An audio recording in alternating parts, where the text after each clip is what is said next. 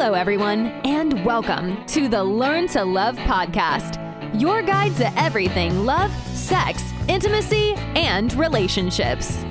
Each week, your host, Zach Beach, interviews new experts on love, including couples therapists, relationship coaches, sex educators, and best-selling authors. Learn the best tips and cutting-edge wisdom to better love yourself, others, and the world. Thanks so much for joining us.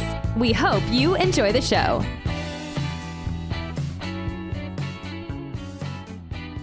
Hello, beautiful souls. I'm so positively delighted that you could join us on the Learn to Love podcast. I am your host, Zach Beach, and I'm excited to introduce our guest for today's episode, Sharon Costanzo.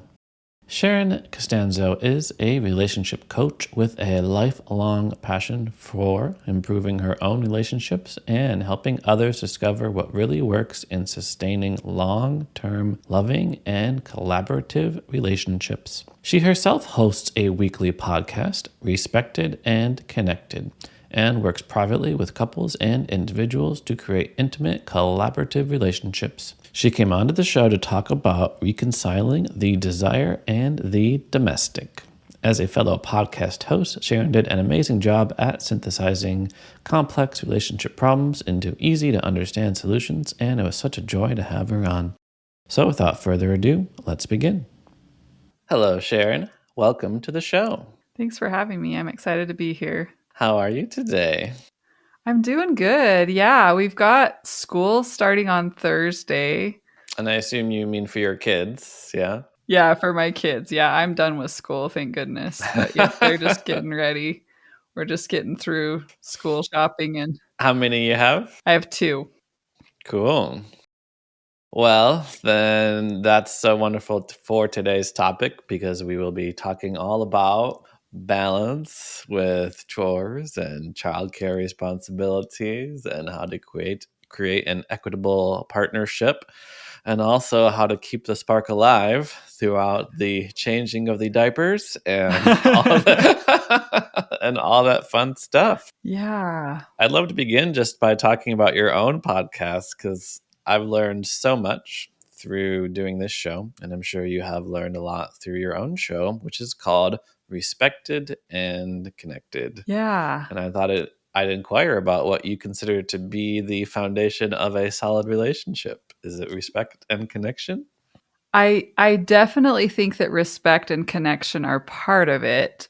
And the reason why I named my podcast Respected and Connected is because, like we talked about before we got on, I live in Utah. The predominant culture here is the Mormons. Mm-hmm. And I work with my background is in the LDS church. Mm-hmm. I work with a lot of women who are trying to kind of break out of that traditional norm. And a lot of women really hesitate.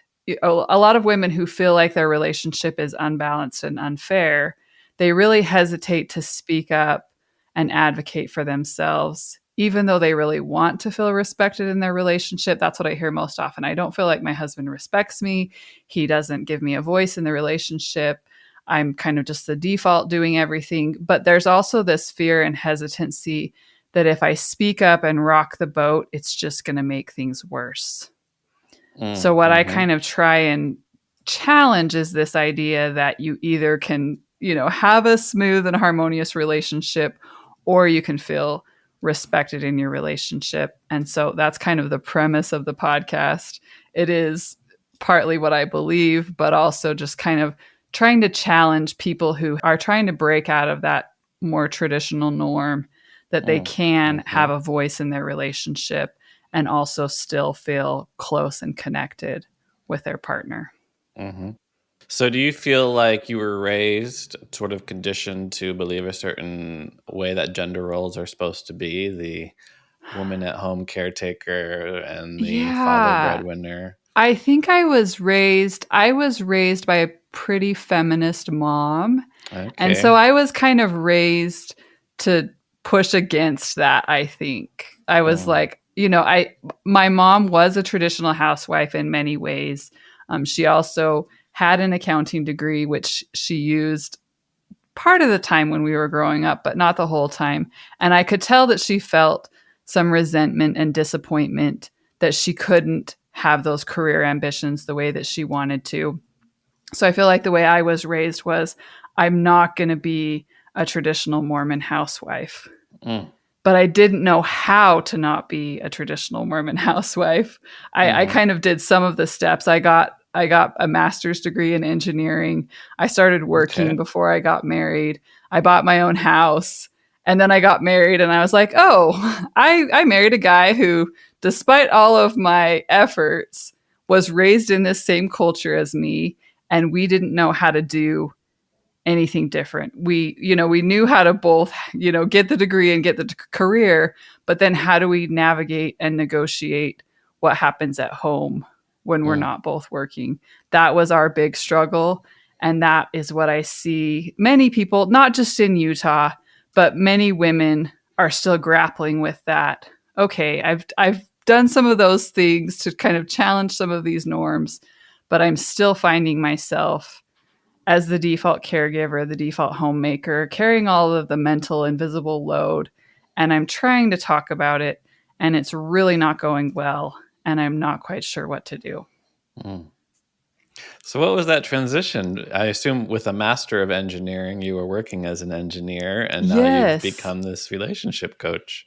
Yeah. And that's been kind of a funny transition as well. I think, like I said, I was so fixated as a teenager on, I'm not going to be an oppressed housewife. And I was really good at math and science, and my parents are very practical.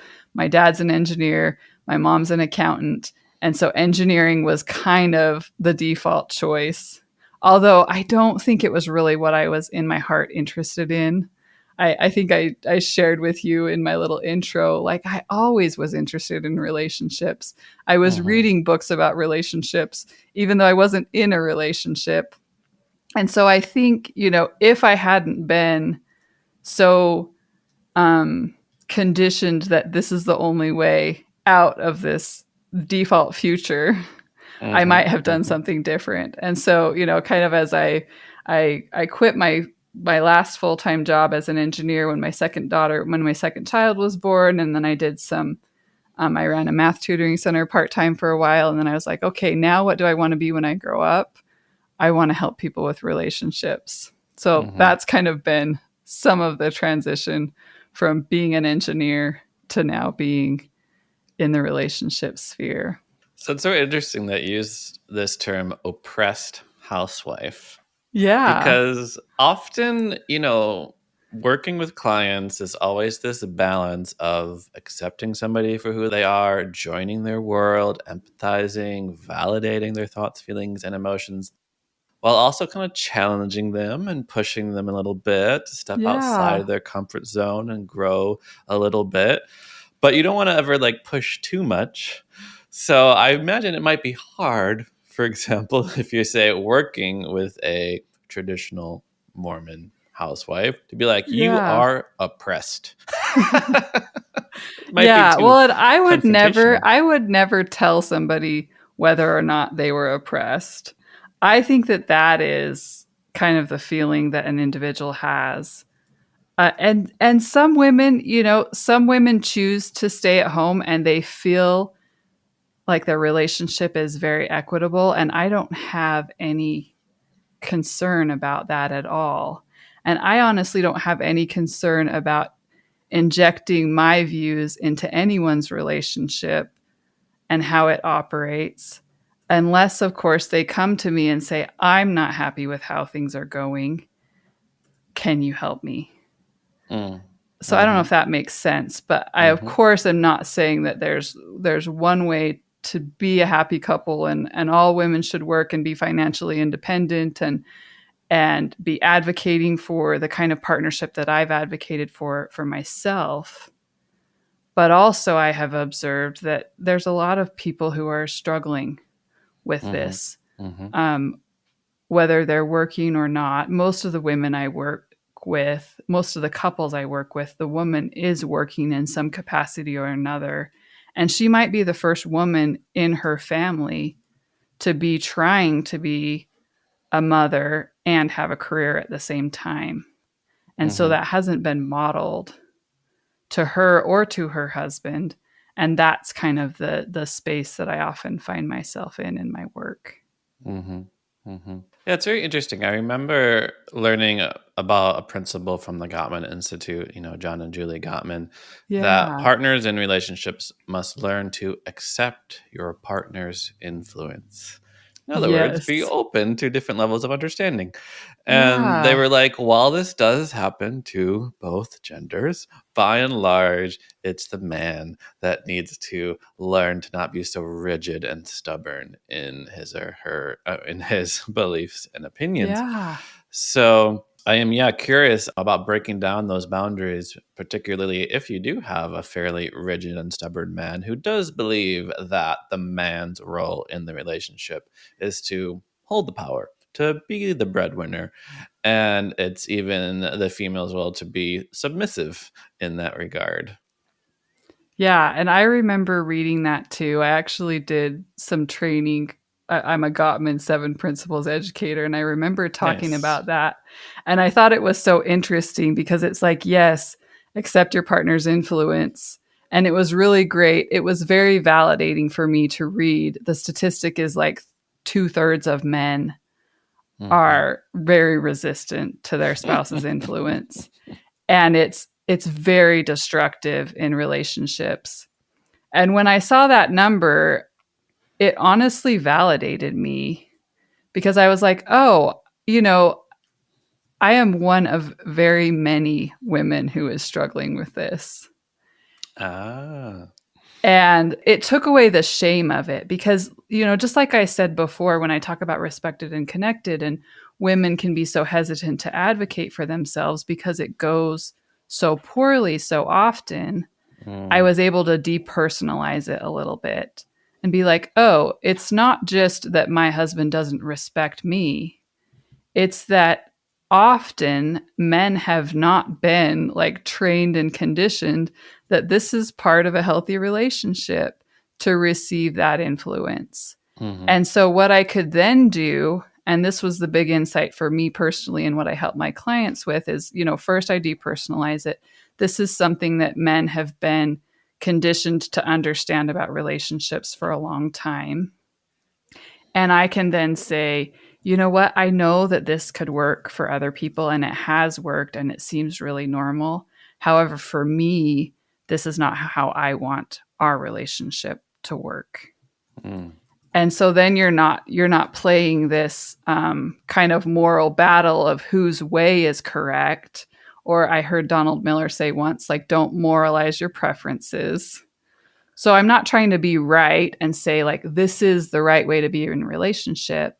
But I'm saying for me, it doesn't work for me that you make all the financial decisions. It doesn't work for me that you get to come and go as you please and leave me with the kids without ever even checking in and seeing if I would ever like to have a break or, be uninterrupted for a period of time that's longer than going to the bathroom. So we can depersonalize it and talk about how do we really want our relationship to function. And this is my preference. And it's really important to me that you consider my preference the same way that I've been considering yours. I love that. Don't moralize your preferences. I love the emphasis of sort of individual wants and needs, that we shouldn't take too much of a global approach that our relationship should look like this, Right. but rather we are in a totally unique relationship with two very unique individuals with all of their own unique needs and desires that we can respect. Yeah. So let's talk about how best to approach juggling the responsibilities in relationships, because it's money, it's kids, it's repairing the toilet when it breaks, it's all of these things. Because I have heard some people say that like couples that seek 50-50 in everything aren't the healthiest, because then it becomes a measuring, a tit for tat, or well, I've done this and you haven't done this. And we also tend to toss around different terms like equality, equity, symmetry, balance, different things like that. So how do you approach this circus act? Yeah. Yeah. Well, and I can talk about, I think one thing that's really important, like from the outset, is to acknowledge that there is inherent unfairness in relationships. And I think there's two kinds of unfairness. There's kind of the inherent unfairness of we're both just human beings and our imperfections are going to cause friction in the relationship. And then there is that unfairness that comes from, a partner who's completely unwilling to accept influence and wants to be the decision maker in all ways and really has access to all of the financial and time resources, kind of that old school traditional model. So if you're dealing with that kind of, there really is a power imbalance in the relationship. I do think you want to address that. And I think it's important to, like you talked about, to not be going for this kind of idea of 50-50, because that just doesn't happen.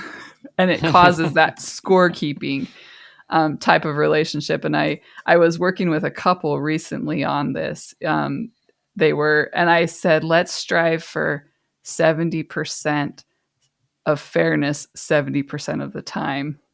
And what we were talking about, this was a young couple. They had a small child, a toddler. They were both working. She worked inside the home. She worked from home remotely, and he went to work. But it wasn't like she was home and had a lot of freedom to do house chores and childcare. She was, fully committed to her job during those hours with childcare. And so we just talked about, okay, what does an ideal morning look like for the two of you, with getting your son ready for the day and all of that? And we talked about the ideal, what the expectations were, and kind of made an agreement. And then I said, okay, now your goal is to get it right, get it 70% right about 70% of the time, so that we don't have this ideal scorekeep, this like, well, something happened, something unexpected happened, or somebody wasn't feeling well, or somebody forgot something. Like, that is a normal part of the relationship. But what I think is not healthy and not sustainable is one partner just always slacking off and just assuming the other person is going to pick up the slack 90% of the time. So I think talking about your expectations, negotiating, figuring out what you each both need, understanding what things you really are more interested in doing and how you want to contribute to the family, all of those can be part of the conversation. And I think also it's a very iterative process. You work on small parts over time, especially if you're in a situation like I am in, and many of my clients, where we're doing something totally different than the way our parents did it. And, I think it's a really great way to just look at every single time we have a transition. Like I mentioned, my kids are going back to school. Okay, what do we want this period of time to look like when our responsibilities shift and change and my kids are getting older? So it's like, okay, we need to start talking about how they're going to contribute and how they're going to, be taking on some of that as well. So it's an ongoing iterative process with the acknowledgement that we don't always get it. We don't always fulfill our end of the bargain 100% the way our partner would expect us to 100% of the time. But we need to acknowledge that we're both making a good faith effort to do our part. I love that, because it feels very much like a joint approach. Like, together we will work together to work towards, and the number is arbitrary, right? But 70% of fairness, 70% of the time, rather than I'm going to do this, so you better do this. Right. We're working together. And good faith, assuming good intent, is such a wonderful foundation we can add along with for sure. what we've already talked about. So I like that you also mentioned there is a certain inherent unfairness in relationships. We might also just think of that as like an imbalance. Like, whether it's the man or the woman, one person will be stronger than the other one and might make more sense for them to carry the heavy thing up the stairs, right? Right. One person might just have more experience and be better at childcare than the other one for whatever reason. So, how do we balance that unfairness in gender roles? Because, I am a little jealous sometimes of motherhood. And I Yeah. know it's not all fun and games. I'm not romanticizing, the pain and struggle, but I'm like, wow, it's such a different experience to grow life in your belly for 9 months and then to breastfeed that new life and to gaze into its eyes and hold it against your body. And obviously, as a man, you could bottle feed and different things like that. But just recognizing that there are differences in the sexes that will show up in your relationship. Yeah, I think that's definitely true, that there are some just inherent gender differences, especially when you talk about, the pregnancy and childbirth and nursing. I think that's a very small period of time in the whole length of our relationship, rearing children and working, if you're working both in careers. Um, and I really think, again, it kind of comes back to the couple and how do you want to navigate that and what feels not necessarily even fair, but how do you both in each of those kind of seasons, how do you both get what you need and desire from those periods? You talk about you want to feel close to your kids too. How can you bond with the children when they're babies or toddlers or school-aged kids? I really think, and I read this study, it's been a while ago now, that dads who are involved at home, just like you're talking about, oh, that sounds really awesome. Dads who are involved at home actually experience less burnout at work. And I think that is such a hopeful and optimistic look at that when we do make the effort to negotiate a partnership where we're both kind of supporting one another in what might be the other person's traditional role, that we both benefit from it. When women can exercise their intellect and go out and achieve in the workforce, that helps them to fill some of their needs that a traditional stay-at-home mom might not be able to achieve if she so desires. And a man who has a career and then comes home and helps with the management of home life is able to fill some of those needs for connection and purpose in their life that their career doesn't give them. So it really is a great, what's the word? It's a great incentive to work together and kind of give each other a little bit of a piece of what the other person's traditional role might have been. I love that because we also access parts of ourselves, as you mentioned, the intellect of having a fulfilling career and the tenderness of childcare. These are all capacities within ourselves that if we don't think that we're supposed to be doing it, we cut ourselves off from an essential part of the human experience. Yeah. So let's talk about what to do when resentment arises before we talk about the consequences of resentment, because I think in general, it's a normal emotion to feel in response to noticing that you are doing more and contributing more than your partner. Now, whether or not that's true is a different question. For sure. Yeah. And I think that's the thing that's so hard with resentment, because there's a few different reasons for resentment. One is there's an obvious imbalance in the relationship that needs to be addressed, or obvious to one person. There's an imbalance in the relationship that maybe somebody, a more unbiased third party, would look at and say, yeah, I think that's unfair. You have to ask yourself, have I clearly communicated my expectations and my needs. Because a lot of resentment stems from I have expectations and needs, and I think my partner should already know what I expect and what I need, and I resent them for not knowing, even though I haven't communicated it. So we really have to take a lot of responsibility when we're feeling resentment for, have I clearly communicated this with my partner? Have I let them know how important this is for me and negotiated some sort of an agreement that we both feel we can uphold? Having agreements is a great way to get rid of resentment. Having an agreement that at the end of the day, you're in charge of the dishes and I wipe the counters and sweep the floor or something like that. I mean, it sounds really silly, but a lot of resentment, I think, comes from expecting our partner to read our minds.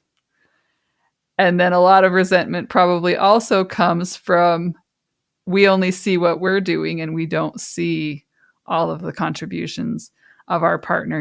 We talk a lot about the invisible load, and that kind of usually falls on women. But I think sometimes as women, because we've become so hyper aware of this, we aren't always aware of the contributions of our male partners. We aren't always aware of the stresses that they are facing at work and some of the other things that they're balancing and they're navigating that we might not be aware of. So we need to kind of check, okay, are we talking about things? Do we have a way of kind of addressing things as they come up so they don't fester until we're upset? Do we have a reasonable expectation, kind of like I talked about? Am I expecting my partner to read my mind and be perfect 100% of the time in these areas where I expect them to contribute? Or are we fostering something that's a little bit more organic and what's a good word? Just collaborative, and just with the understanding that we're not at 100% capacity all of the time, and where we can let our capacities wax and wane and pull together as a team to accomplish some of those things, rather than being like, no, your job is the dishes and you do the dishes 100% of the time, whether you feel like it or not. So we do need to address some of those imbalances, but we also need to take a step back and see, what is my part here? Am I taking responsibility for communicating and negotiating and being human through all of it? I love so much of what you just said. First, I love this term, the invisible load, because I've never heard it before, but it makes perfect sense. Like, of course, we don't see our partner when they're at work. When I'm doing this in the yard, I don't notice this happening with the kids. So, yeah, a lot of sort of feeling that we're doing more than our partner is because we are always there when we're doing our stuff. Right. And I totally agree with you that often we get mad at our partners for not giving us things that we never bothered to ask for, that we never bothered to communicate, that we actually wanted, both in the kitchen and the bedroom. Right. Oh, yeah, for sure. So let's talk about the ebb of intimacy, closeness, connection, and even sexual encounters that can happen in relationships. Because one of my guests a few months ago said something that really stuck with me, that resentment kills libido. And I'm like, yeah, totally. It's hard to feel attracted and desirous of someone you are resentful towards. So often when we hear about the frequency of sex decreasing in relationships, it's easy to associate that with just time. Oh, when you're with somebody, you lose attraction. But there are obviously other conditions in relationships that could be growing, like resentment and disconnection, or just fatigue and tiredness from Right. childcare and different things like that. So, what do you find to be some of the underlying factors to couples who do experience a decrease of sexual frequency and intimacy? So Terry Real is one of my mentors that I've trained with, and he was talking about this, and I find this to be true. It's been true in my relationship and with my clients, is that we quit being honest with each other. That's part of it, and we talk about resentment, and resentment is often the fact that we're not being honest with each other. We quit talking about what we want. And, Gottman talks about one of his principles is enhancing love maps. When you start a relationship, you're so interested in learning about your partner and you're so curious about them. And then as you get more established in the relationship, you think you know everything about them. You quit being curious. Your conversation is like, "Oh, hey, how was your day?" "Oh, it was fine." And that's the extent of how much we know about our partner on a day-to-day basis. But the truth of the matter is our goals and our dreams are always changing. Our values shift. And a lot of times, 5, 10, 15 years into the relationship, we quit even wondering about those things anymore. Or we get so enmeshed. Esther Perel talks about this. We know so much about each other that there's no room for that curiosity either.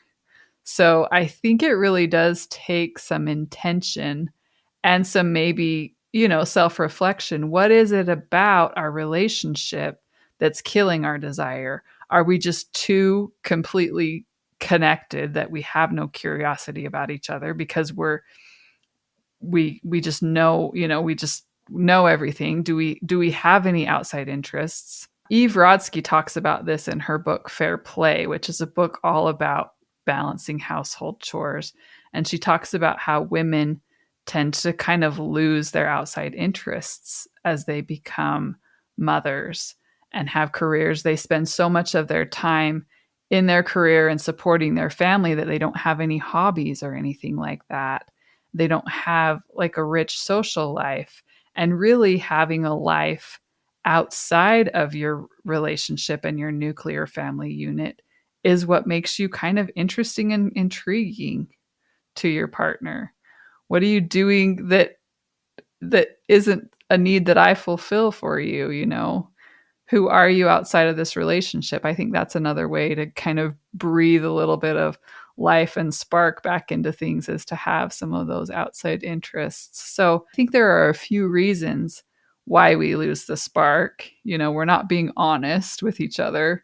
We're not being curious about each other, or we're not creating outside experiences to come back and share with each other and be interested in. So it really is kind of an intentional effort to maintain a sense of your individuality and also have that sense of connection and collaboration. No, I don't think you were rambling at all. I loved so much of what you said. First of all, we got some great name dropping. Yeah. I'm also a big fan. Terry Real, John and Julie Gottman, Esther Perel, and Eve Rodsky. So you know your stuff, and I appreciate you sharing it with us. And I love this idea that we quit being honest with each other, and resentment is often us not being honest, because I do feel like resentment does have that holding, like we're holding this emotion Right. within. And often, like, I don't want to say it's enjoyable, but it's nice to feel justified, right? Yeah. Well, and I think It's if we're being honest with ourselves, it is a self-protective emotion and behavior. Because if we let go of our resentment, then we have to take more responsibility in the relationship. And the other thing I think about resentment, and this is a thing that I know I catch myself in, and my clients struggle with too, is we think we're communicating our needs when we complain.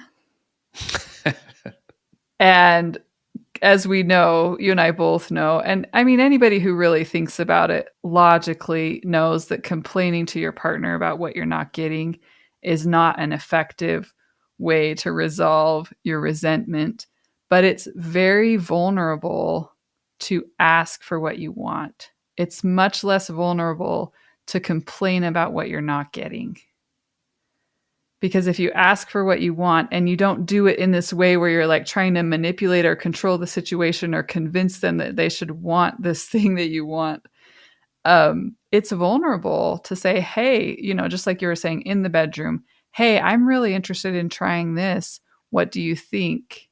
Is much more vulnerable than just complaining and being like, you have no sense of adventure, or whatever the case may be. Mm-hmm. There's a lot more vulnerability in that asking and letting, because when you make a request, a healthy request, they have the right to say yes or no.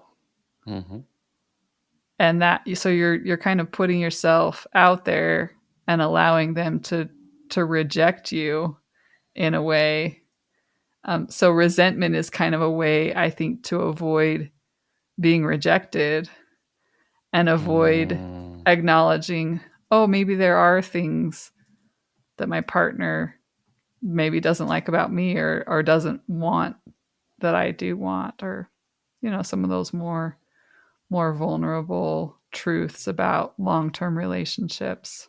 If we let go of resentment, we have to take more responsibility. And earlier you said we do kind of have to move away from being too connected, too close, get a little bit of space so that we can bring a little bit more curiosity to each other. And I'm hearing like shift from complaints to reveals, perhaps. Like truly reveal what it is that you are feeling and needing in that situation. So let's talk about rekindling the spark then. So I've noticed, I've got this resentment. We're not being curious. I've been holding on to a lot of things that I have yet to share. What are some of the first steps to take in relationship to rekindle that? Yeah, well, I think it was so interesting. I'm going to name drop Esther Perel again, because what did she say recently? She said it's very normal for people who like sex to go through sexless periods in their relationship. And, she was talking, I think her newsletter this week that came out was, why isn't anybody having sex anymore? And I think it is. It's kind of all of this resentment and lack of communication. And I think sometimes it can be as easy as going to your partner and saying, hey, this part of our relationship, our sexual intimacy, is really important to me. It really is one of the only things, for those of us who value monogamy, which is who I work with, it really is one of the only things that the two of us share, just between the two of us. It's what makes our relationship special and unique. And can we talk about what it would be like for us to look forward to that experience on a regular basis? What do we need to do as a couple in order for that to be a good experience for us? Something that we look forward to, and that's not just a duty or, okay, we go out on Saturday night, we go to dinner, the kids go to bed, and then we have lackluster duty sex. But what would it look like? What would it look like for that to feel good? Wow. I mean, talking about what feels good to us, what makes me excited to be with you in that way. My husband and I, we've been married 12 years. We have 2 kids. They're very close together. So we've been through the ups and downs of this. And you really do. You need to do small little things often. Like Gottman's 6-second kiss is a really great thing to do. Rather than just giving a hug and a quick peck, can I pause for 6 to 10 seconds and actually kiss long enough to feel something, have a conversation at the end of the day that's about something that's going on, that's not the kids and the schedule.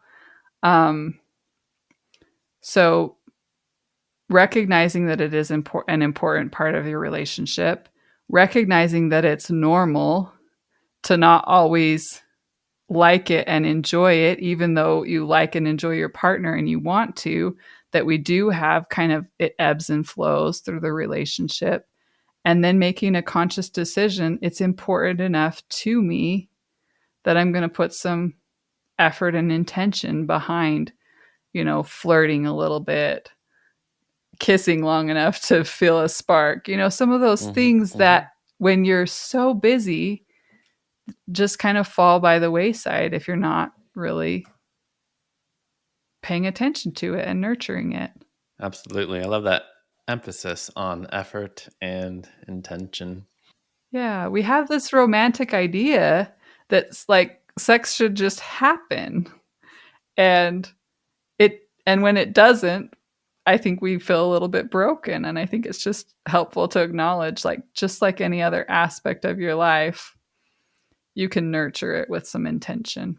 I'm going to poke you just a second. I hope it's not offensive. It's more of a joke, but you mentioned monogamy. So you don't have any polygamous, not polyamorous, polygamous couples? I have not come across that. That is, again, part of the religious history of the Mormon church. But as far as I know, I will say, however, this is something that has come up with a few women that I have worked with, because I think open marriages are a little bit more being talked about more openly.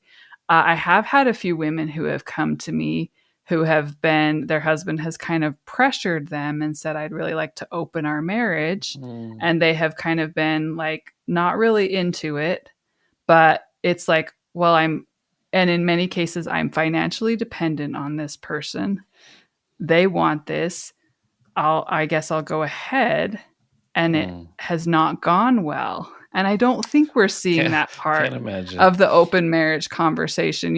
I when I hear people talk about polyamory, they say consensual non-monogamy, but it's not always consensual non-monogamy.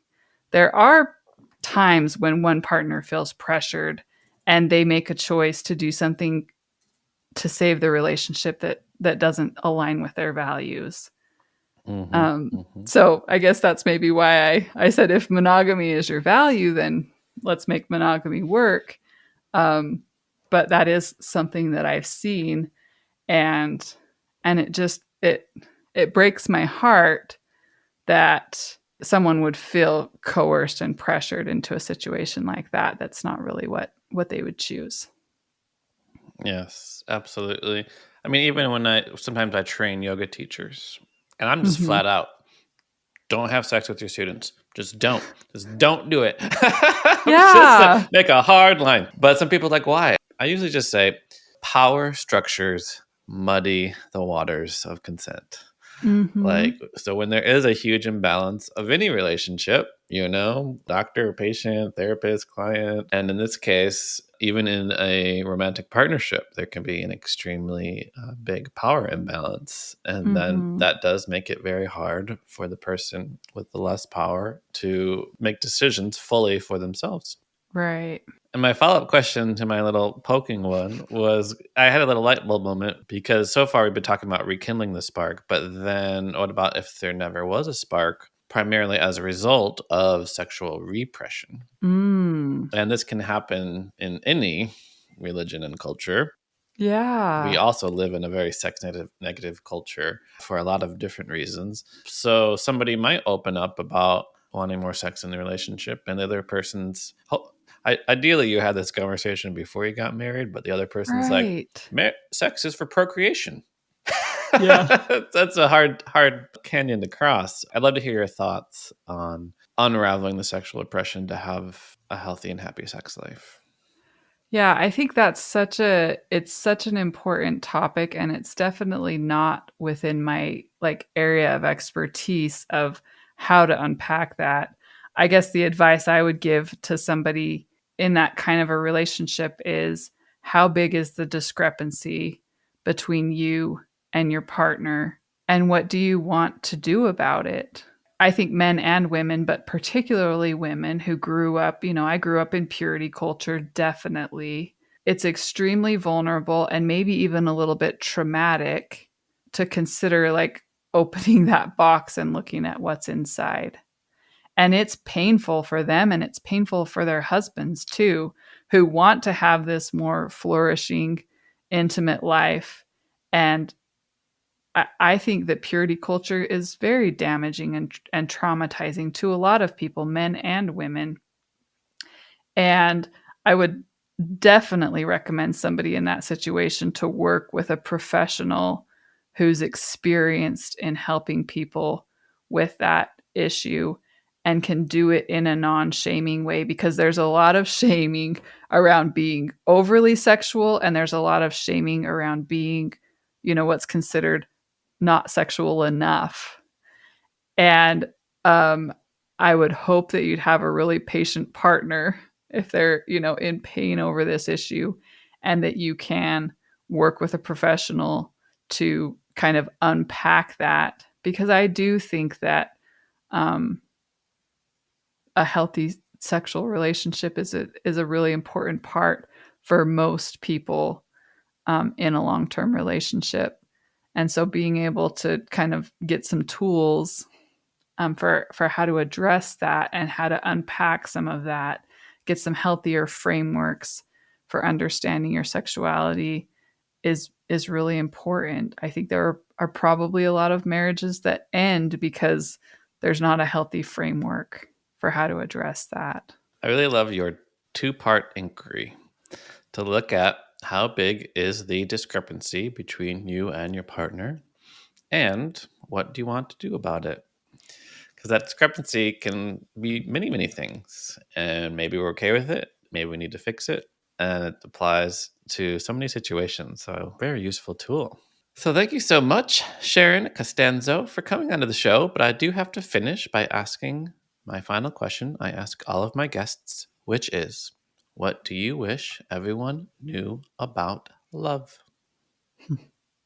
The first thing that comes to mind is that love is a choice.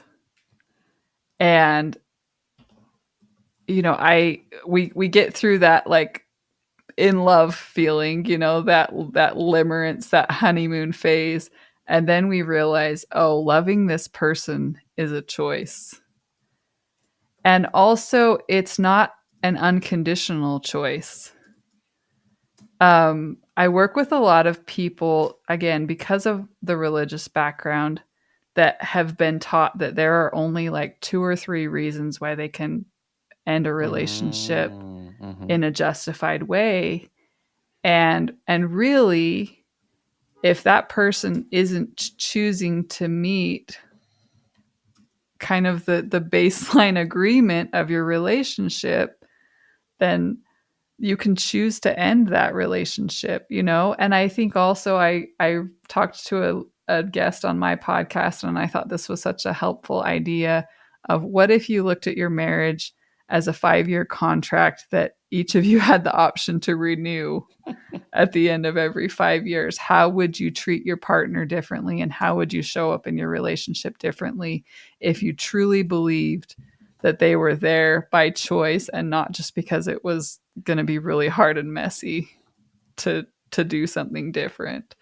So treat your marriage like a choice and appreciate the choice that you're each making to the relationship.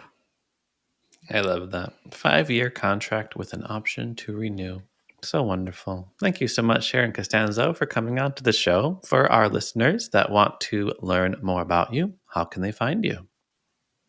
So my podcast, like you said, I think that's a great place to start. It's called Respected and Connected. And that's my website too, Respected and Connected, just those 3 words. If anybody's interested in learning about working with me or anything like that, you can listen to the podcast or find me on my website. Well, thank you so much for sharing your wonderful wisdom. It was wonderful to hear both your own personal unique experience, and we haven't even talked a bit about Mormonism and this approach and breaking out of these things. I really love your feminist approach and recognizing that patriarchy hurts everyone and feminism helps everyone. And it will improve the quality of our relationships to have a diverse perspective. So thank you so much. Thank you. And thank you, listeners, so much for listening. I hope you remember all of the valuable lessons that Sharon shared with us today, including 2/3 of men need help with accepting their partner's influence. A good goal for relationships is to have 70% of fairness 70% of the time. and we can recognize the invisible load that our partner is carrying. Resentment is often a result of us not being honest, and it is a self-protective emotion and behavior because in letting go of resentment, we have to reveal the more vulnerable feelings and take more responsibility for expressing our wants and needs. If you find yourself getting too close, it's important to move away from being too connected to have a bit more curiosity in your relationship. And when there is a large discrepancy in your relationship, no matter what it could be, ask yourself, how big is the discrepancy between you and your partner, and what do you want to do about it? Because all things ebb and flow in relationships. So make a conscious decision if it's important enough for you, and if so, put some effort and intention into resolving the issue. And remember, you are perfect just the way you are. You are lovable, loving, and loved.